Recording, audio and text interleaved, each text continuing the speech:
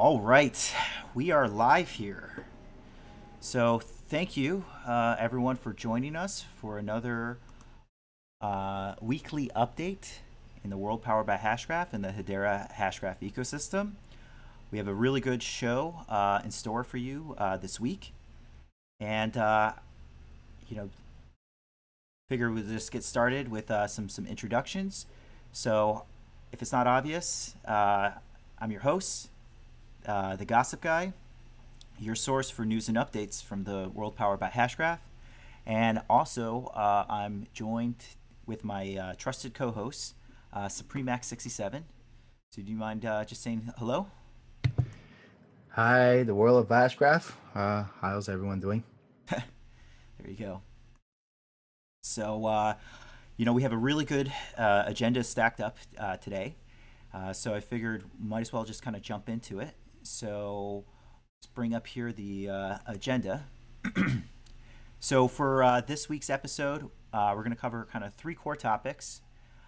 First off, we wanted to talk about a merging company within the Hedera ecosystem, and one that I'm personally excited for, especially the value that it's going to provide to developers in the ecosystem. It's called Hashing Systems, and their kind of tagline is building tools and standards for the Hedera Hashgraph platform. And also, as part of this episode, we're going to be joined with by a special guest who's currently sitting and waiting on the Zoom meeting right now, but we'll get to his introductions a little bit later.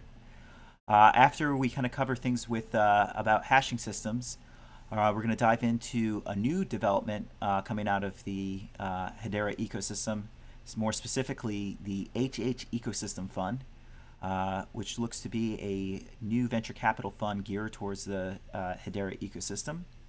And then lastly, I had some other updates I wanted to share with you, some interesting articles that I had come across. So we'll take some time at the end to go through that. All right, so before we get into today's content, I just wanted to give everyone just a quick update. So for folks that have been following these streams for the past couple weeks, you might know that I've also been trying to encourage people to watch this episode, to watch these streams to also help with boosting up my total watch time. And it's partially because I was right at the point of being able to reach the total watch time to get into the YouTube Partners Program. And this past week, and thanks to everyone's help, I was able to reach the 4,000 hours in total watch time milestone. So thus, my account is currently under review with YouTube, and hopefully we'll be joining the Partners Program. It usually takes about like a month to 2 months to kind of process, but I just wanted to call this out because really greatly appreciated to all the support that I've kind of received from the folks in the community.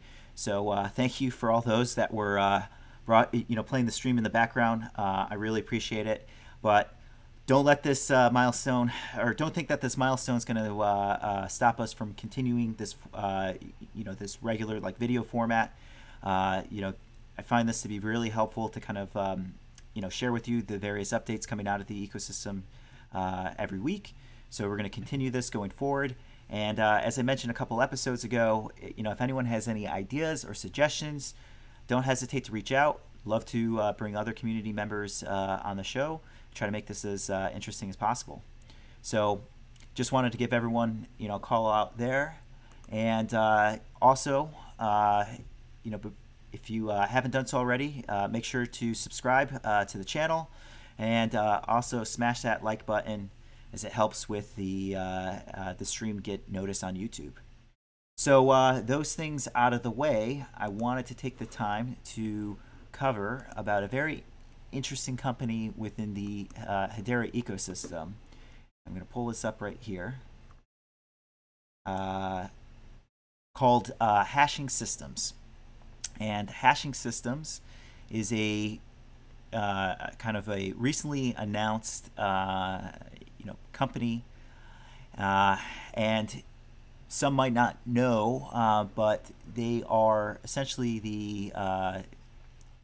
like the parent entity to the Hedera name service that many might recall was one of the projects that was introduced as part of the global hackathon that took place during Hedera 18. And then also, Hashing Systems is a team that's currently participating in the Helix Accelerator program based there in Hong Kong. And also, reason why I wanted to take the time to speak about Hashing Systems is that this past week, through their Medium page, they had published some really excellent content as it relates to, developing on the Hedera platform, specifically 2 posts regarding, how cryptocurrencies work on the platform, and also how file storage works. That I think there's, anyone, that's looking to build on the platform might find this of use, or if you're just a fan of Hedera, you might find this to be really interesting. I've left links to the Medium posts down below, but rather than spend the time to kind of go through these posts themselves, we're actually fortunate to be joined by one of the co-founders of Hashing Systems, Pablo, who's going to basically join us today to kind of speak more about their company, and then also, and I'd like to say today's theme is essentially building tools and standards on top of the Hedera Hashgraph platform. So enough talk from me. Let's bring on our special guest, and also to apologies in advance, just because we got so many windows running here. The CPU is a little bit overloaded at the moment, so you might experience a little bit lag in the video to audio. So I just wanted to call that out in advance. So, in case anyone's watching it there, it's not your connection, it's unfortunately my connection. So, without further delay, let's kick it over to Pablo. Well, Cosmic Guy, thank you so much for having us on Supermax as well. I think you made it pretty clear. We are a DApp development studio, and one thing that we did have to rebrand, so we are not technically Hashgraph name service, but we're Hash name service, as Hashgraph is a trademarked term. And also thank you so much for helping us with the initial video for our submission, the hackathon. I think that really helped us hone down a lot of the production we had to do. We stayed up super late that night. I remember. Oh yeah. 36 hours after all was said and done. It was like 36 hours of just all coding and then video and interviews. So really appreciate that you stayed there to help us out. Hey, whatever I can do to help the community. But yeah, so I apologize, Pablo. I'm going to switch you over to our backup screen here just because of the lag here. No worries. So I guess maybe to kind of kick things off. So you gave us like a little bit of an overview of Hashing Systems.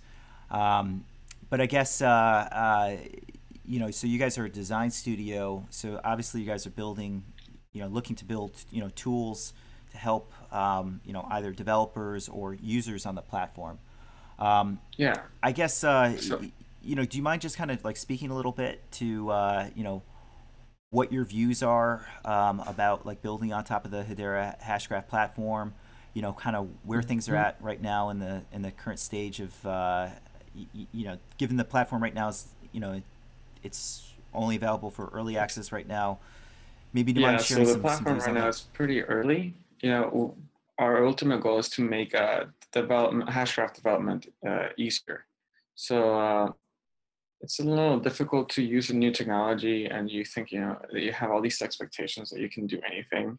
But when you actually try to do it, you realize that there's a lot of things that maybe aren't set, and just a lot of unknowns that suddenly become known, and realize you may have to do a lot of different things. For example, with a lot of these blockchain systems, any decentralized application in general, you have to account for decentralizing pretty much everything from the key generation to the key access. So private keys are not all stored on your server.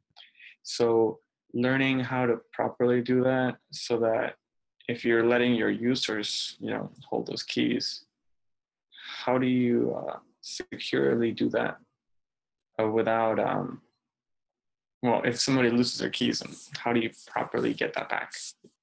Having those checks and balances.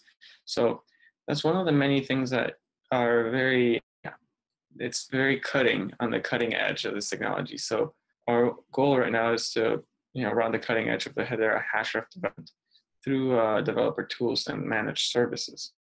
And I say developer tools and managed services because there's just things like Truffle and Infura, which are built on standards like Web3, that allow Ethereum to be popular as it is right now.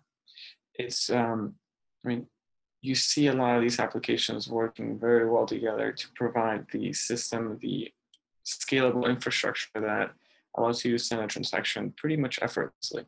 You import a simple JavaScript library, and you're able to connect and send relay a transaction ultimately. You're not necessarily on Ethereum connecting directly to a node, you're relaying it.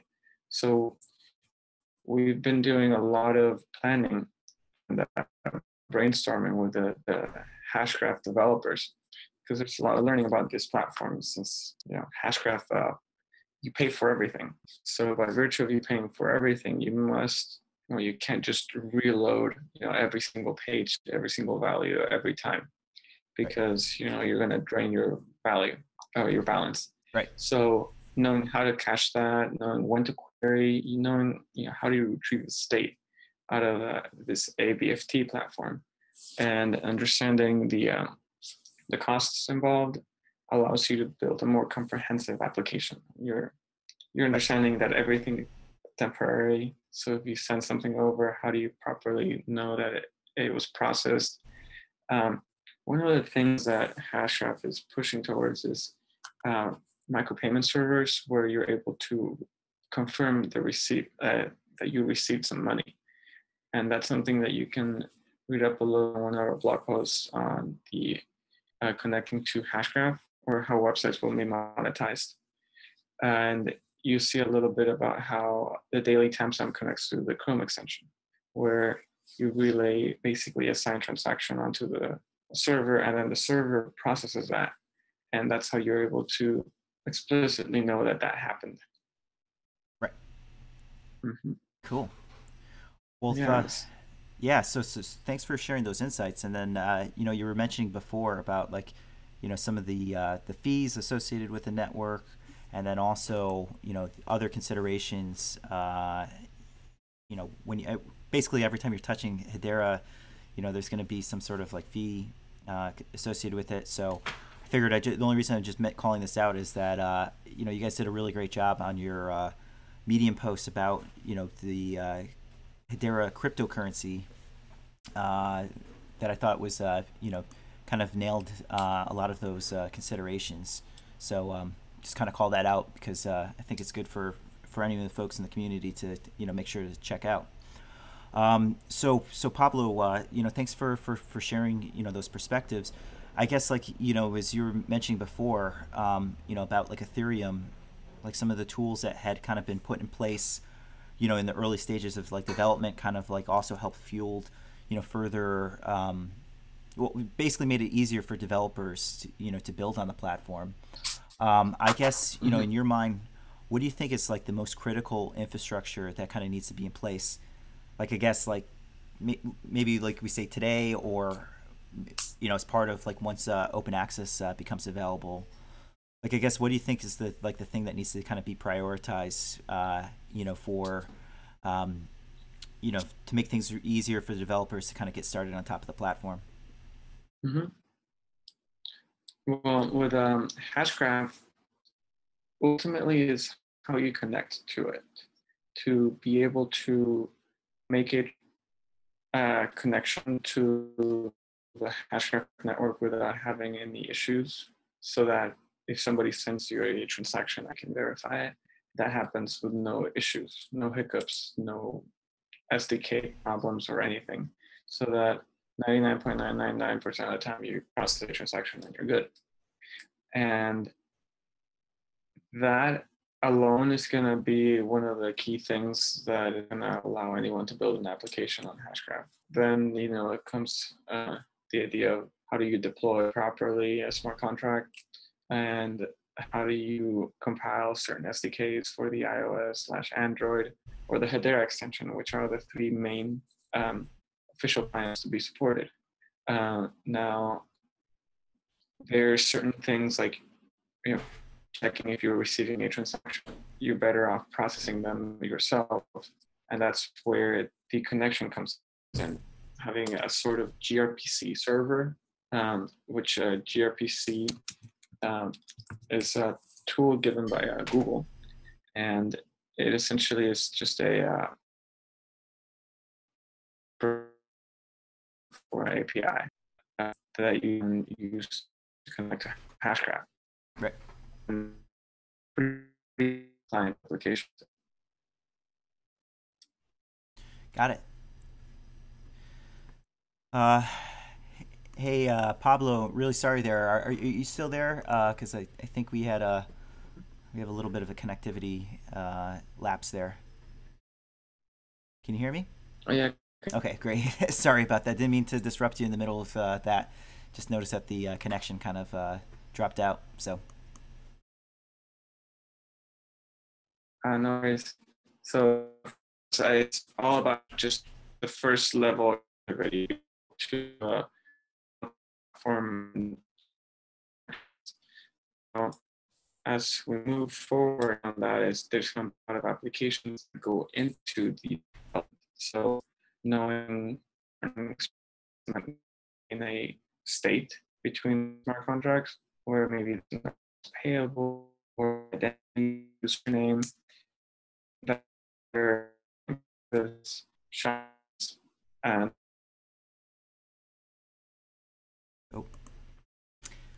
Hey Pablo, I think we might have lost your connection there. So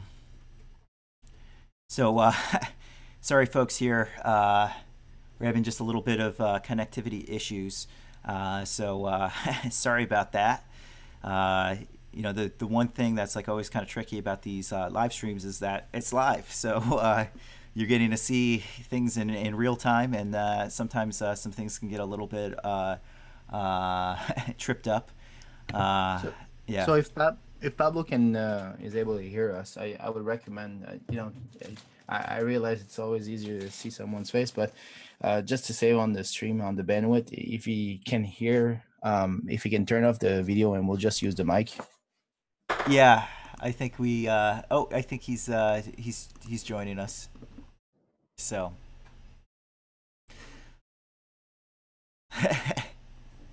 So sorry about that, everyone. All right. Yeah, he's joining here. So. Okay, I think we got him back here. hey, sorry, something happened with Zoom. Yeah. Hey, Pablo. Actually, I was gonna say is might be easier because I'm just broadcasting the just the title screen. Maybe if you just like turn off your video, it might be able to cut down on the bandwidth there. Yes. So sorry about that. So yeah. So Pablo, I know you were talking about some of the kind of the critical infrastructure and kind of like the priority items that Hedera needs. So I guess so you kind of just gave us like a little bit of an overview there. I guess where are you guys coming into the picture? I know you guys mentioned you guys are a design studio for the Hedera Hashgraph platform, but I guess where are you guys like also looking to focus your attention on? I know you mentioned before about the hashing name service, but I guess what are the types of things that you guys are kind of getting started with? Yeah, so we are targeting the main incentives of the platform. So mainly the transaction processing as well as the staking. So being able to, compound your HBAR is definitely a attractive solution within Hashgraph. So anyone who's interested in making their money work for them, I mean, which is most people if they're investing in the Hashgraph platform or not, or just wanting to help validate blocks or transactions, they'll want to stake. Providing a solution for that to happen makes it well, you can open up really interesting solutions within Hashgraph. For example, because well, let me backtrack a little bit. So Yeah. within Hashgraph, you pay everything. You pay for everything from wanting to keep a single record on the graph to wanting to retrieve that record. Right. But strictly speaking about keeping a record, you know that those are called the maintenance fees. And for example, a smart contract won't exist just because it got put on there like in Ethereum. It will exist because someone's paying for its maintenance. Now, we're analyzing the possibility of being able to pay a certain amount of HBAR that will allow you to maintain a certain code on the graph and basically indefinitely, which would essentially allow you to not have to worry too much about did you have enough money on each one to maintain the smart contract that you deployed, and then potentially all these new solutions that like a global registry where you deposit a certain amount of HBAR and the smart contract would then pay its own maintenance fee, Right. to cover for the cost of keeping that record. So individually, it will pay the bill, and it's essentially all HBAR. Yeah, and I guess on that note too, Pablo, I know you and I have spoken about this before, but do you mind maybe kind of speaking a little bit more towards like that kind of like model, like or more specifically, how the proxy staking could potentially come into play as far as being a mechanism to kind of pay for like services, or well, for like a user to use their proxy staking to pay for services like on top of the platform, and kind of like the potential like monetization that could be associated with it. Yeah, so we can start by the fact that there's going to be a huge market for it's around 25 billion dollars in just market cap for the cryptocurrency world by the end of 2019 will actually be in proof of stake. So this is kind of a thing that the entire network's moving towards because of its mostly efficiency, so power efficiency. Mm-hmm. And now proxy staking provides us with a great way for essentially connecting and not like being able to do everything you do with staking, but without actually locking up your coins. So instead of functioning like a certificate of deposit in a bank where your money's locked up, it's essentially like a savings account, essentially. Right. So you still keep it there, you get your return. Now, depending on how you structure it, you can have the stream of income pay for a specific thing like a record, which in this case, it can be a record on a claim that is costs a certain maintenance fee, very, very low, but still a small maintenance fee. And so if you deposit, for example, 500 HBAR, you'll be able to essentially pay for that automatically. So you just deposit that into a smart contract and it would just automatically allocate that for you. Yeah, and I'm also pulling up your guys' Medium posts here too. I thought it was like a pretty nice analogy how you guys compared like proxy staking to kind of like certificates of deposit, that you would have with like your savings like accounts like through the traditional like financial services world. So I guess like you can kind of maybe like draw that like analogy for for proxy staking on the Hedera network. Exactly. Although good thing we're not doing any sort of ICO, because a lot of these terms can be completely in hot water if you're doing stuff like that. Right. But I think the whole concept around potentially moving to using the staking or basically having a user proxy their tokens to you,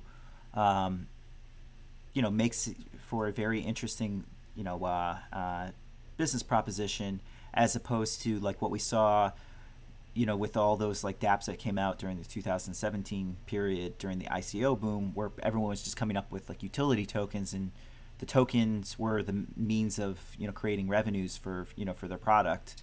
Whereas now you don't necessarily have to rely on a token that could have like basically no value and potentially get you in trouble with global securities laws. You can rather actually put your tokens to actual use on the network, use it to pay for services, and also you're I know one thing people are really excited about like staking is that it's a way to kind of like natively participate in the network itself, because when you're putting your tokens out there and staking, you're essentially helping to drive consensus and ultimately power the network. And thus, you're breeding better kind of behaviors for people to actually use the platform, as opposed to just speculating that the price will go up. Yeah. So yeah, definitely. It's a great way for people to participate within a network, which I think that's why it's even better to be able to build your applications around that incentive. So you're locking up your HBAR, but you're also generating something else. And that something else, can be in the form of extra tokens. So you're prepaying for a certain service, or for our case, you're just generating access to a specific smart contract. But it's pretty cool in that sense. You're building a completely decentralized revenue generation tool that can be used immediately in that network to pay for its own fees. So there's no conversion you have to do. For example, if you were to do this any like in other systems, like have to process a payment and then pay for the service, the underlying infrastructure. But given HNS itself, the core would run directly on Hashgraph and pay its bills on Hashgraph. We don't have to worry about AWS bills or anything. Right. Yeah, and then also too, Pablo, speaking about HNS, so I actually also have it pulled up here too. So if I kind of understand, that's kind of where you guys are starting off with, as far as like kind of getting like some sort of product out there to to market. Do you mind just kind of like telling a little bit more about HNS and like kind of where you guys are at? And just because I know you can't see my screen here, but I actually have the hns.domains site open. So if you want me to kind of click around or anything like that, just let me know. Yeah, this is kind of version 2.0 from what our initial hackathon landing page was. And it integrates a quick registration page where you're able to reserve your domain. So given that Hashgraph isn't OA yet, open access, we still wanted to provide people a way for them to kind of show their interest in being a part or having their own vanity name on Hashgraph. So you're able to basically claim a domain, and if you claim something that somebody else has claimed already, it won't allow you to. But you're able to set it up here. We will start sending more information about it in the coming week, and you'll be able to get first-hand access to that domain as long as you do it on time. Or you have a certain window of time where you'll be able to register with your public key and essentially get the HH domain. Yeah. And that's where we're at with HNS, where we want to drive a little bit more engagement, get people, want to show the world that people are interested in building on Hashgraph and they're interested in having stuff on Hashgraph. Yeah. So by the way, Pablo, while you were chatting there, I had tested out like doing the registration. So actually yesterday I had registered gossipguy.hh. So when I typed it in today, it said, hey, it's already been registered. And then today I just typed in gg.hh and just claimed that. So yeah, looking forward to more information. And I guess if anyone's interested in kind of checking this out for HNS, I've also left a link down below, but just for reference, it's hns.domains. And you can also access it through the hashing systems page there. So Hey, Gossip Guy. yeah, Sorry, there's two questions for Pablo. If you want to take those. Yeah, I think this might be a good, kind of stopping, good point to kind of pause for some of the questions in there, because I saw some things come through. So I guess, Pablo, one thing that I had, someone had asked, and I think it was just partially because our connectivity that caused some feedback there. But you had mentioned that you guys are going to be supported on 3 different platforms. I think you said iOS, and then what were the other ones? So I was referring to Hashgraph. Oh, right. From our conversations with the teams. They will be, let me go back to my notes here. Yeah, so the Hedera development confirmed with us that the only clients to be officially going to be iOS, Android, and the Hedera extension. Got it. And then the Hedera extension is the one that's part of the Chrome browser. Is that correct? Yes. Okay, got it. All right. So, hey, Pablo, we got another question here. And let me just pull this up so we can also just read it on screen. So it comes from a good friend. So fortunately it's not showing on the screen. So the question comes from a good friend here, Nick, who's the founder of hashhash.info. Says, Pablo, do you think that there will be support for HNS in the native wallet? So that's the hope. We are trying to make a dent right now to say, hey, this is the Hedera world. This is what you can do with Hashgraph. And ultimately, our hopes is to be able to be, just visit, gossipguide.hh, and it resolves into a file hash, which retrieves the HTML through the Hedera extension. And then that HTML gets parsed, but if there's any URLs that end in .hh, those can be resolved into other, file hashes. And without getting too technical with y'all, I know it's a little technical, Livestream, but without getting too technical, you're able to retrieve a bunch of files and essentially get a website. Right. And that completely bypasses the entire DNS system, and you're able to basically visit websites on Hashgraph. Which obviously that would be a pretty cool development. I know people had kind of, have started to do that on Ethereum, but obviously if we can see that on Hashgraph, that's obviously would be great for the platform.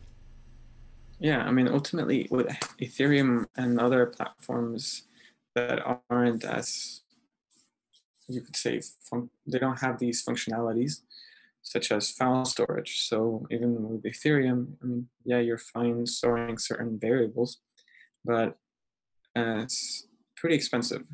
I think we go and a little in depth in one of our other articles where it's like $76,000 per gigabyte or some big number like that. Yeah. So pretty expensive to store things on Ethereum. Here we're hoping with Hashgraph that certain variables that you want to store, certain files, are going to be orders of magnitude cheaper, right, to store and serve to users. And sorry, I just wanted to add. So if I understood that portion of how they handle file storage, if it's a file that's bigger than 3 or 4 kilobytes, they just have a pointer directing to an IPFS location for storage, right? Supremax, you're referring to like on Ethereum? No, I was referring to Hashgraph file. They handle it, so it's cheaper for them. So they wouldn't actually, if it's a file that's pretty large, they wouldn't actually store it. They would just store the location, the pointer where that actual file is. Yeah, so I guess that's a question to Pablo, right? Yes. So to be able, if a file is too big, and it gets stored in IPFS? Yes, that's the way I understood it. I see it on the developer Discord from time to time. If it's if you're trying to store a 1 megabyte file and you can't store it on Hashgraph, obviously file storage is about 4 kilobyte max. Then I've seen some developer putting a pointer. I'm just clarifying that for people who are listening in.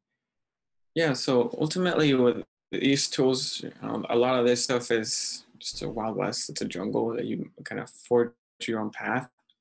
So you can use things like IPFS, although here in Hong Kong, we've been working with quite a few companies that are deploying their own tools on Hashgraph. Well, not they're wanting to deploy on Hashgraph. They're doing a lot of stuff on blockchains, so like Ethereum and EOS.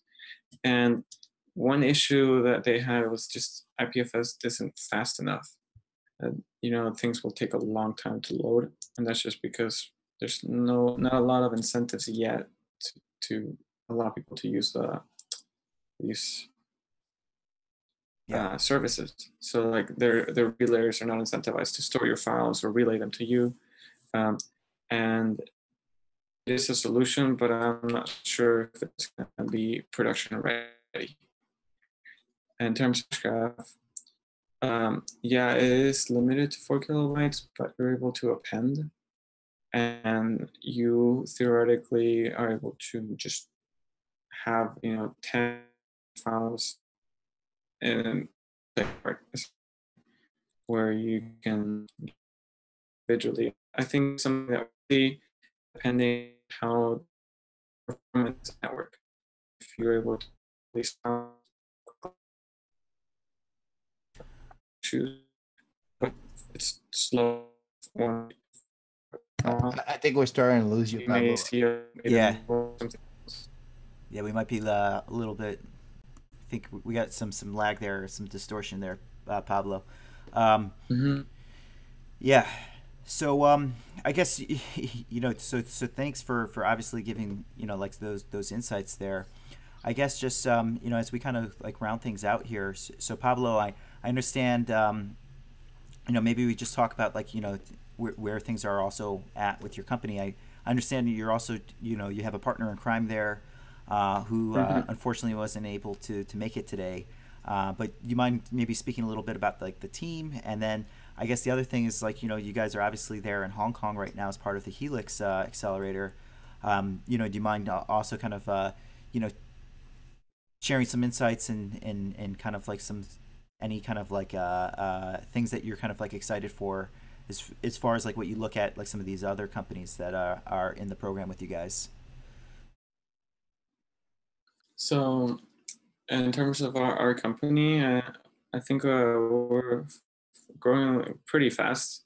We've been onboarding different parts of the company. We have a couple of finance people to basically are able to build better models of the Hashgraph system, to a few PMs to kind of get the product out and running, different parts of the products, because we want to deploy certain bigger HNS to our API, which is something that we'll have more information on in the coming week or so, to anyone who easily connect Hashgraph onto their website with a simple drag and drop tutorial. And around here, I think we have this hop on build your own kind of network sharing on Hashgraph, a little bit reminiscent of Q if anyone follows Neo, and QLC chain, not QLink. They rebranded. But yeah, there's supply chain ranging from freight forwarding to organic food tracking, and everyone's making great hits. I think if you guys seen the Helix, you'll see a little bit about what the organic, which they put a nice demo with some actual organic food, and you could send tags to eat on an application. Yeah. Hey, Pablo, don't mean to kind of jump in here, but just so your connection can kind of catch up here too. So I've also, just as a refresher for the folks on the stream here, so some of those companies that Pablo is talking about, you can actually get some more information on them directly through the Helix Accelerator Medium page. So I recommend checking it out. And Pablo had mentioned about Hop On, which is one that's providing some Wi-Fi sharing. Also, Armada Chain, which is doing supply chain finance, and then also Otrify, who we'd also had spoken about too. So, didn't mean to kind of jump in there, Pablo. What I noticed is that if we kind of pause you on these like little like sprints, it helps with the bandwidth there, with the audio coming through. So take it away. Sorry. Yeah, no worries. Oh. I mean, the Otrify guys. So Organify rebranded. That was mentioned. And then there was Hero time, although those guys are back in the States for a little bit. They'll be coming back for a demo day. Great for us, and a lot of partnerships and kind of collaborating with people about want to build. So we've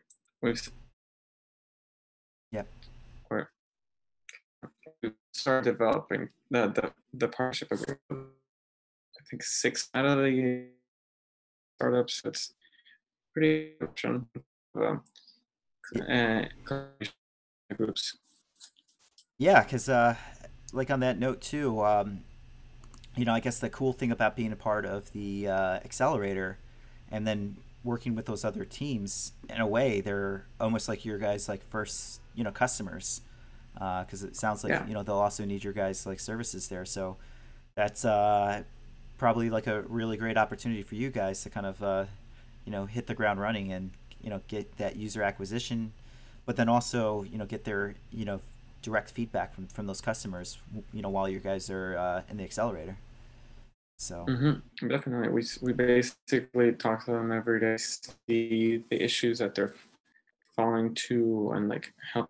I mean, seeing how they should store files, how they should be able to connect to Hashgraph. There's some commonalities that application, been able to find a lot of those and put a streamlined product for them. Definitely. So hey Pablo, I don't mean to kind of cut our chat here short, but just I think we're having a little bit of the connectivity issues, but I guess I just wanted to just take the the moment to just thank you for all of those valuable insights, and just being generous with your time, because I know it's a little bit late over there. So I guess before we kind of move off of this segment, I guess where can people go if they want to find out more about hashing systems and the kind of stuff that you guys are working on, or if they want to kind of keep in touch with you guys?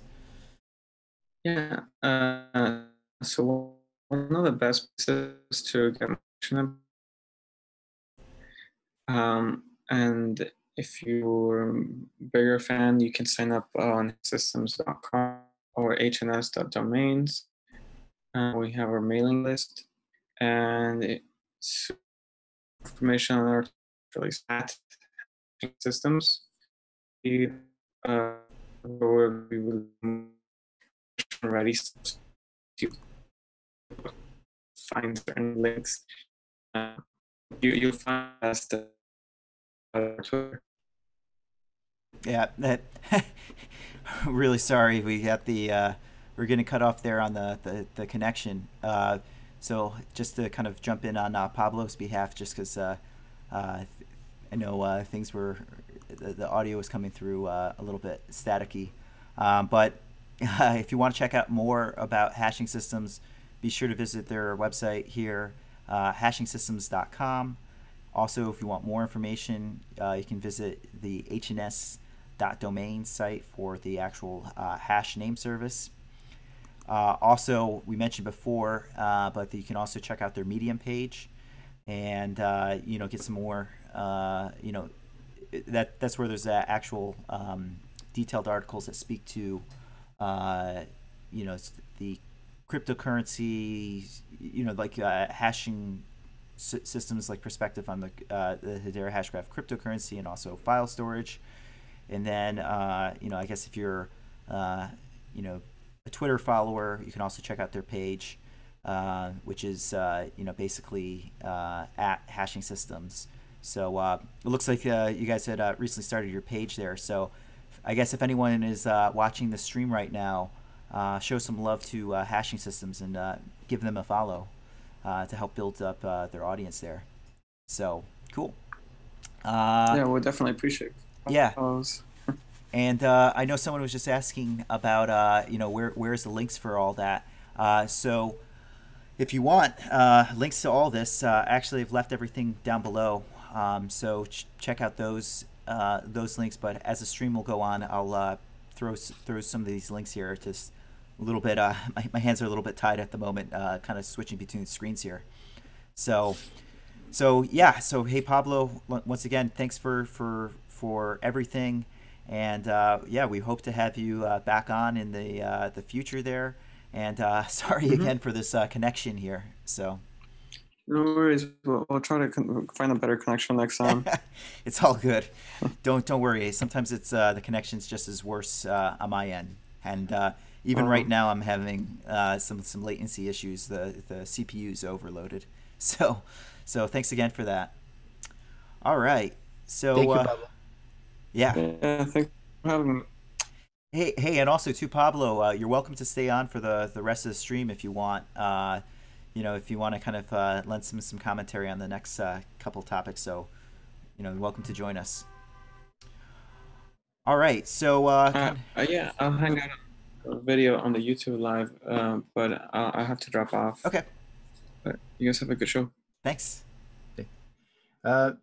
Gigi, before we move too far, because I didn't want JG, I didn't want to ignore his question on the stream. Oh, so sure.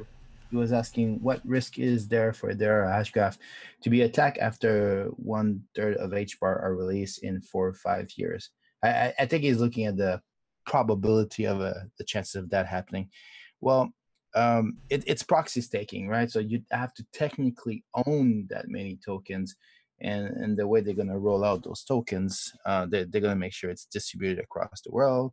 I mean, obviously, any network can be 1/3 attacked. There's no fail-safe, but because it's not tied into hardware, they can't all of a sudden attack the network out of nowhere. They'd probably be able to see a pattern coming before it even happens. How would they be able to avoid it? I have no idea. Maybe sharding, how they distribute the nodes through sharding. They might be able to circumvent or mitigate this, because I know they'll be able to control where the nodes connect. They won't be able to control how they come to consensus, but they'll be able to control where the nodes are connecting under which shard. So I guess that would be one way to mitigate if that even happened. Yeah. And then I was going to just say, and this is just an opportunity to kind of jump in there to talk about Hedera's governance structure, where unlike other networks, like Hedera has this like hybrid between like actually having a council to also kind of step in there should there be like an attack on the network, as opposed to just solely relying to your point about like the the hardware.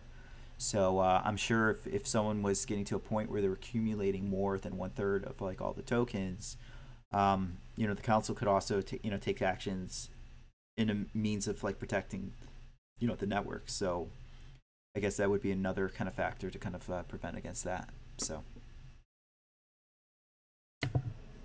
yeah. All right. Okay, so I'm just gonna keep on moving along here, because also to experiencing another kind of like latency like here. So sorry for the folks on the line here. Still kind of getting things sorted out with the live streams. But yeah, so wanted to just kind of touch base on another kind of interesting development that I encountered this past week, and specifically the HH Ecosystem Fund, which I'm going to just have pulled up here, and we're just going to go through a couple slides on this. So essentially, this HH Ecosystem Fund is a fund that looks to be set up on behalf of some members of the community to basically make looks like some sort of like early stage, maybe angel / like seed type of investments in projects looking to build on top of Hedera Hashgraph, and it also looks to just be solely focused on the Hashgraph, the Hedera Hashgraph ecosystem overall. The one thing to just note is that the fund itself, I mentioned before, it's set up by some members in the community, so it's not an officially it's not a Hedera official fund, but it looks like Hedera is kind of like endorsed. It looks like basically like there is some sort of collaboration taking place between Hedera and the fund managers. But as you see here on this screen, it's just a bunch of folks that are part of the community, and more specifically, and also good friend of the show and who I'm in regular contact with, Sergey Belets, who's the Hashgraph ambassador in Moscow and St. Petersburg, is a partner within the fund. So it's great to see someone that's really active in the ecosystem join it. And he also has some, also looks like, the fund is kind of a combination of 3 other type of, seed or angel stage type of VCs partnering up to kind of focus on the Hashgraph ecosystem. But one person I wanted to point out here is Mr. Pavel Kirkishin, who I just wanted to just take some quick time to kind of call out, because you might see here on this slide, but he's a co-founder, managing partner at Mine Rock Capital, and also strategic and largest investor in Hedera Hashgraph. So I think just to kind of give some kind of further insights there. So actually, Pavel, as we mentioned there, is one of an early stage investor within Hedera, and also has been very active in as far as VC been very active as an angel investor, and is based out in San Francisco. And I just pulled up his kind of profile here just to kind of share some of his background, but I recommend go check him out on just Google his name on LinkedIn, because there's a lot of stuff that's out there. But one thing that's kind of cool is that he's the founder of this I guess I guess if you want to call it an accelerator in San Francisco called the Hacking Temple, which is this really cool space in kind of co-working space in San Francisco. And basically Pavel's been doing a lot for Hedera Hashgraph to kind of expand their reach within the Bay Area ecosystem, and has been doing a lot behind the scenes to kind of also help jumpstart things within the to bring on more developers to the platform.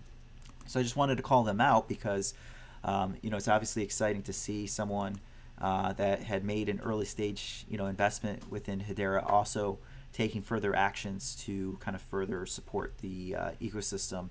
And we're also seeing that similarly with the Mind Fund out there in Hong Kong that also launched the Helix Accelerator. So I think those are kind of some good signs, to the ecosystem overall, to see the those types of investors really getting involved, to help people that are looking to build on top of the platform. So moving along here, so here's just an overview of the fund management team, and then obviously you might ask, and especially if you're a startup that's looking for potential investors, what is their types of strategies? Basically they're looking for those early stage investments, and the slide kind of lays out some of those considerations.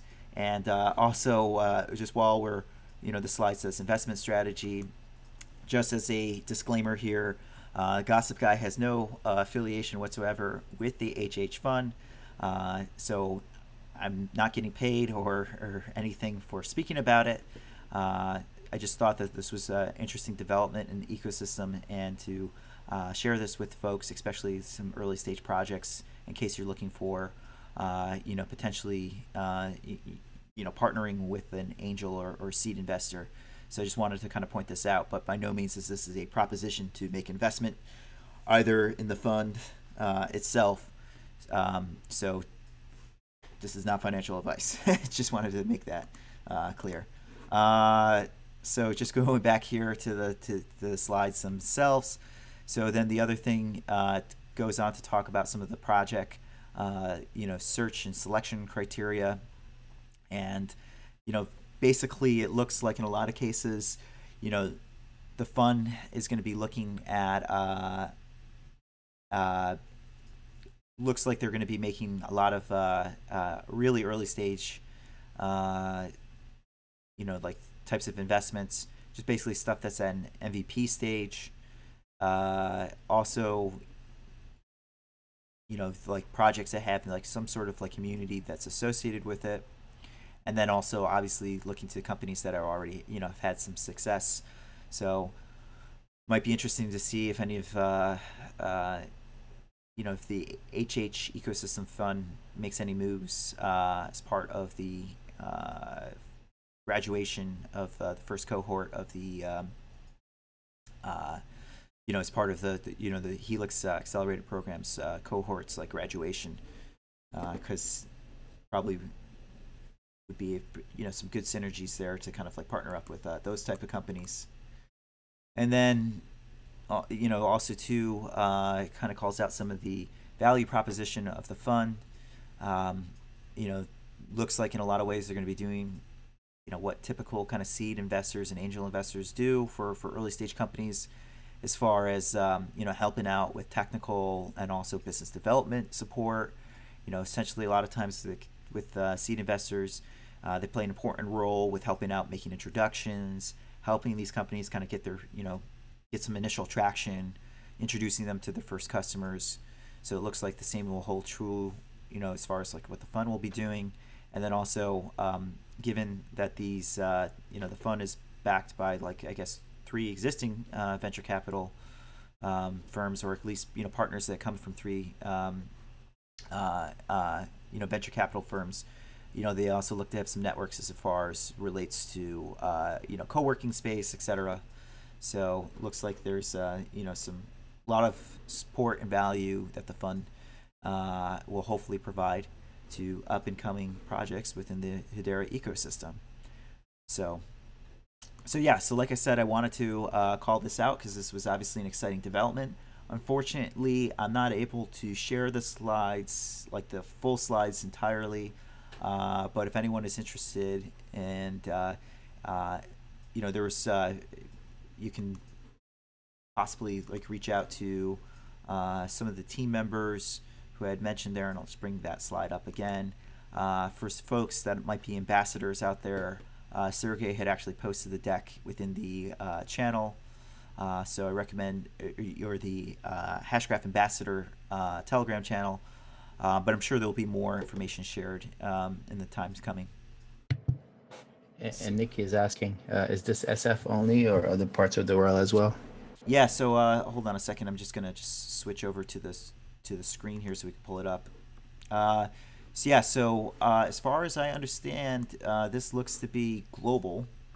So although Pavel is based in San Francisco, it looks like, they're going to be making investments in companies like all around the world.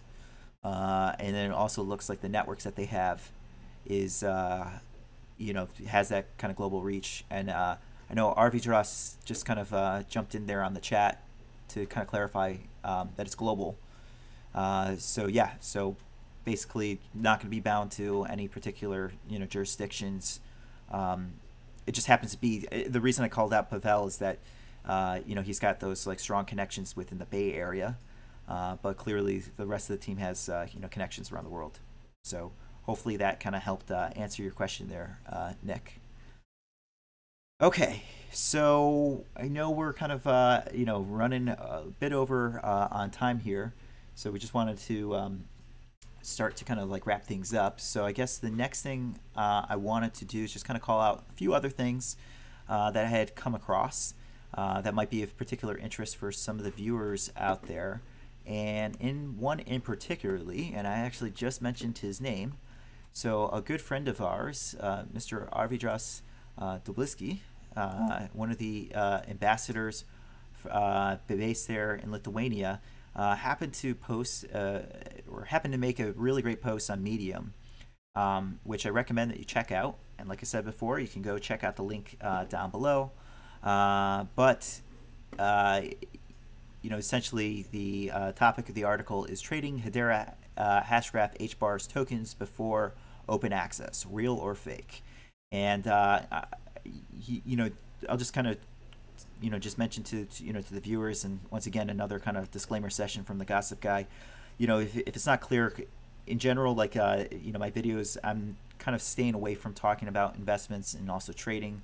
I want to focus more, talk about the tech, but at the same time too, one thing that's been kind of like emerging, especially on the Telegram channels out there, there's a lot of talk about some of the over-the-counter trading of either the Hedera SAFs or also HBARs that people acquire during the testing program.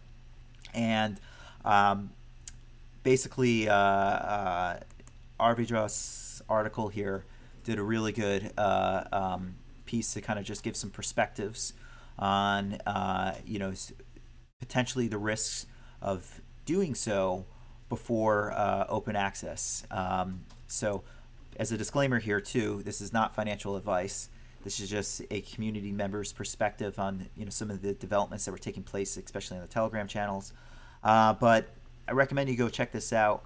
But I would just say that whenever there's a risk of kind of having bilateral type of like whenever you're doing bilateral transactions with random people that you meet on the internet, there's always going to carry some risks with it. So be super cautious, and at the same time too, listen, open access is only just a few months away. I don't understand why people are really gung-ho about wanting to trade HBARs beforehand. It's just check out this article. There's some really good and interesting views, and let's just note that one, Hedera is not supporting anyone doing any of the trading of the HBARs, and two, just the network's not launched yet. Like, I don't understand why you would want to like start trading these beforehand, because essentially right now they're like IOUs, and there's no guarantee of any delivery of those HBARs beforehand. So like I said, check out the article, and buyer beware. So the other thing I wanted to also call out too, and in case anyone's not familiar, I also want to just highlight some attention to the Gossip About Gossip podcast that the Hedera Hashgraph team has recently, well, not recently launched, but it has launched over the past couple of months here. They have a number of episodes that have been lined up, and in case you're more of a podcast person, as your kind of preferred means of consuming content, Hedera's done a great job to put together a already pretty extensive list of interviews and conversations with people in the community. So check that out. Recently, they did a interview there with Dan Rice, the co-founder and CTO of SageWise, which I also want to take some time to call out, because this is another project that I'm also excited for. Kind of goes in theme with hashing systems with folks that are developing tools for developers on top of Hedera Hashgraph to make it so that it's easier for them to launch their applications on top of it. And just as a refresher, SageWise is building a smart contract safety net, basically providing an SDK that developers can leverage and kind of build in directly to their smart contracts to have kind of a dispute resolution layer included. So in case your smart contract doesn't operate the way that it's supposed to operate, you have a mechanism to kind of dispute it. So once again, just another cool company that's developing tools to make it easier to use the platform. So yeah, they had the recent interview. But I also wanted to call out the Gossip About Gossip Gossip About Gossip podcast, because be sure to tune in, and I guess they publish every Tuesday, because next week's episode might feature a familiar voice. So I recently had the chance to speak with Paul Madsen from Hedera Hashgraph, and we did an episode together. So be sure to check it out. So those were kind of some of the highlights I wanted to, call out. I guess Supremax, anything that you kind of saw this past week, or anything you might want to, kind of speak to, like, as we kind of like round out this segment. Right. So everyone, well, at this point, everyone should know that I'm pretty active on the YouTube community. And if you use YouTube at all, you might have noticed that there's there's an issue with filters. You can't look up at anything that's been posted in the last week, last couple of days. The workaround is using a Google search and saying that you're looking for videos, and then you're doing a timescale. So Right, yeah. Actually, funny you mentioned that. I noticed the same thing too. I can't do the filter anymore for latest videos posted in the past week. So it's not exactly. That's so frustrating. Right. So it's not exactly related to Hedera Hashgraph, but technically, if you're trying to keep up with Hedera stuff, what I would recommend is to go on Google first and see. You know what? I'll post the type of script that someone would have to write. Give me a second here. Yes, and okay. Here, I'll post it on Discord, and you can show the screen so that people can see. So if you put this on YouTube, can I do this? Yeah, no, that's fine. If you put this on YouTube, not on YouTube, sorry, on Google. Yep. That would make sure that it's only coming up with YouTube videos mentioning their Hashgraph, and then using the tools option. And I don't think you'll find that to a phone easily, but through a desktop computer. If you use the tool option, you can have a drop down saying instead of any time, you can switch it to past hour, past 24, past week. Obviously, that would work for any type of content you're looking for, but I had to do this workaround. Yeah, there's something. They didn't say anything on the news. I didn't see anything, any explanation of why it's bugging like this. But yeah, it's been a little bit hard to keep track on stuff. Yeah. So if I do the past 24 hours, I already see your 1 hour ago uploaded by Gossip Guy. Yeah, I was gonna say, and also too in the chat there, RV Dross also shared his playlist there. So that's another great resource out there in case anyone's not familiar.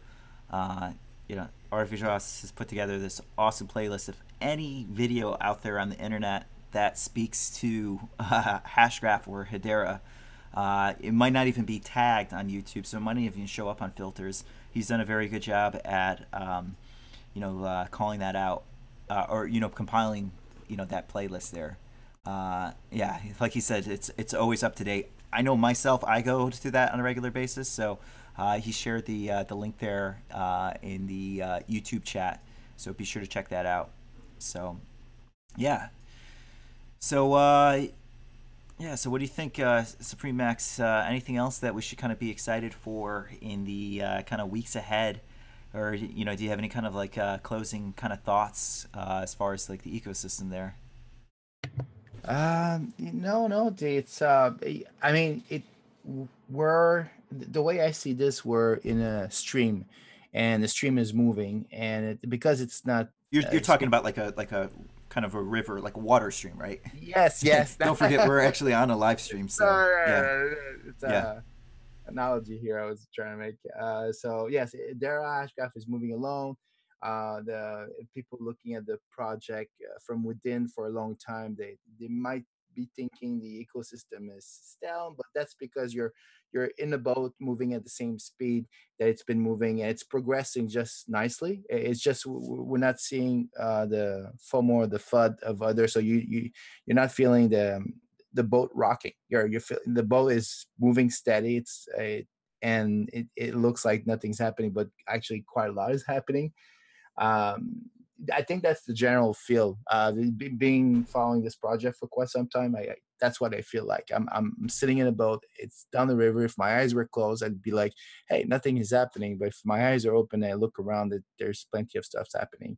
I'm hoping by the end of this year that everything is going live, that we start seeing, because I know there's a lot of dApps are just waiting for this to happen.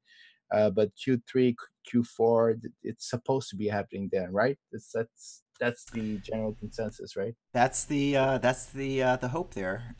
But yeah, I would imagine some point 2019, maybe the summer, maybe the early fall, open access. But there's a lot of things that Hedera's got to do to kind of get up to that point. So just I guess hold patient. Um, you know, it will happen. So. And from time to time, either myself or GG is using a paddle, just making the boat move a little bit faster. Right. Yeah. And I guess until then, obviously make sure to tune into our weekly live streams to get the latest news and developments coming from the Hedera ecosystem and the world powered by Hashgraph. So yeah, so I think this kind of brings us to the end of the episode here. So I'm just want to thank everyone for sticking through to the end. And as I mentioned at the top of the episode, thank you for also your continued support watching these streams. Really excited to see kind of the community get involved, and also kind of appreciate the continued support. And also, I know he jumped off the Zoom meeting here, but also special call out to Pablo from Hashing Systems, and also his co-founder Evelyn, who weren't able to. Well, first Pablo that was able to join us. I know Evelyn wasn't able to join the stream because she was traveling, but really appreciated having them on today's episode. Definitely a project to keep a close eye out for, because they're just developing just really necessary infrastructure to help out with the platform. So make sure to check out their website. Like I said, links down below. Also show them some love, with giving them some likes and following them on Twitter. And yeah, it would be exciting to see kind of how things develop. And as always, call out to the teams there in Hong Kong that are participating in the Helix Accelerator.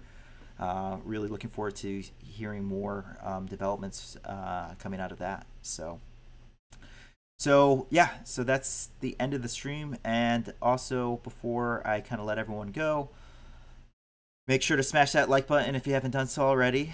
Helps with get some attention there on YouTube. And also, final note, for next week's live stream, I'm going to be personally traveling. I'm still going to just make a decision later on next week when exactly we'll be doing the stream. So I'll keep everyone posted with that as far as social media, the final status of the stream on social media. So keep an eye out for that. And then the following week, I'm actually going to be off, because I'm actually going to be on an airplane to Japan. So unfortunately, just going to be kind of completely out of pocket. But hopefully we'll have some other updates in place of that. So yeah. Hey, wait a second. Wait. I gotta stop you for a second. Yeah. Is that a Hedera Hashgraph hat that I see behind you? I wasn't paying attention. I see you have a. Where did you get that? Yeah, just trying to get my finger here. Yes.